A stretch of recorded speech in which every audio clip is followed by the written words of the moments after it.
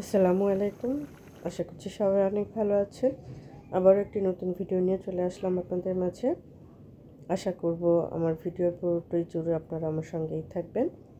আজ আপনাদের সঙ্গে যে জিনিসটি আমি শেয়ার করব সেটা হলো বরিশালের খুবই ঐতিহ্যবাহী একটি খাবার, যেটা হলো চিংড়ির জলটোপা বা ট্যাবা, যেটাই বলি না কেন।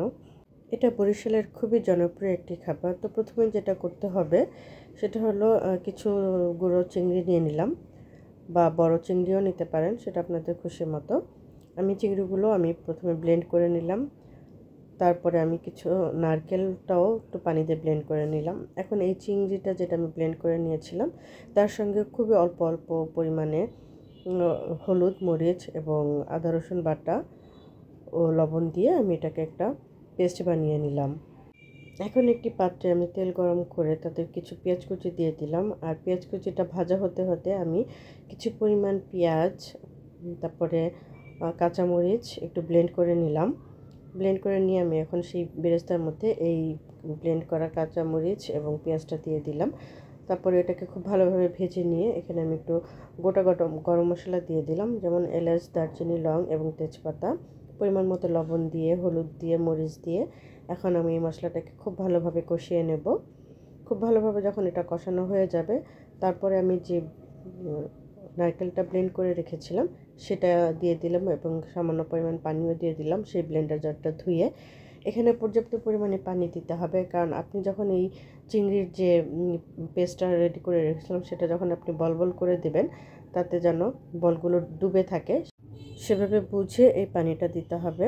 এখানে আমি অনেকগুলো বলই তৈরি করেছি এবং বলগুলো একটু ছোট ছোট করেই তৈরি করে নিয়েছি, কারণ এগুলো যখন আবার সেদ্ধ হয়ে যাবে বা তখন এগুলো আবার ফুলে অনেকটাই বড় হয়ে যাবে, একদম রসগোল্লার মতন হয়ে যাবে। তাই আমি এখানে ছোট ছোট বল করে দিয়েছি। আপনারা আপনারা দেখতেই পাচ্ছেন যে বলগুলো কেমন ফুলে উঠছে। তো এভাবে বলগুলো সবগুলো যখন দেওয়া হয়ে যাবে, তখন এটাকে আস্তে করে ঢেকে দিতে হবে। এখন এটাকে কোনোভাবেই নাড়া যাবে না, কারণ এটাকে নাড়তে গেলে এখন এটা ভেঙে যাবে। তাই এটাকে বলগুলোকে যখনই দেওয়া হয়ে যাবে, তখন এটার সাথে সাথে এটা ঢাকনা দিয়ে ঢেকে দিয়ে দিতে হবে। আপনারা অলরেডি দেখে বুঝতেই পারছেন যে এটা কী পরিমাণ বলের মতন ফুলে গিয়েছে। খুব সুন্দরভাবে একদম রসগোল্লার মতন হয়ে গিয়েছে, একদম বড় বড় রসগোল্লার মতন দেখাচ্ছে। তো এগুলোকে এভাবেই বেশ কিছুটা সময় নিয়ে রান্না করে নিতে হবে।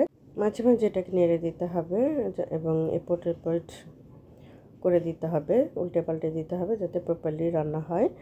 আমি বেশ কিছু পরিমাণ কাঁচামরিচ অ্যাড করে দিয়েছি এবং আবারও ঢেকে দিয়েছি। এখন এটাকে উল্টে পাল্টে ভালোভাবে নেড়ে রান্না করে নিতে হবে। আর লবণটা এই পর্যায়ে চেক করে নেবেন, যদি কম বেশি হয় তাহলে অ্যাডজাস্ট করে নেবেন। এটা অলমোস্ট ঝোলটাকে শুকিয়ে নিতে হবে। এটাকে আসলে মাখো মাখো ঝোল রাখলেই ভালো লাগে। এই পর্যায়ে আমি এখানে অ্যাড করে দিয়েছিলাম 1 চা চামচের মতন চিনি। চিনিটা দিলে এর টেস্ট অনেক বহুগুণে বেড়ে যায়, তাই অবশ্যই চিনিটা দেওয়ার চেষ্টা করবেন। এটা যেহেতু এখন নারকেল দেওয়া হয়েছে, তাই নিচে লেগে যাওয়ার সম্ভাবনা থাকে, তাই বারবার এটাকে খুব ভালোভাবে নেড়ে দিতে হবে। আমার রান্নাটা অলমোস্ট শেষের দিকে, ঝোলটাও প্রায় শুকিয়ে এসেছে। ঝোলটা যখন একদম মাখো মাখো হয়ে আসবে, তখন এটাকে নামিয়ে ফেলতে হবে।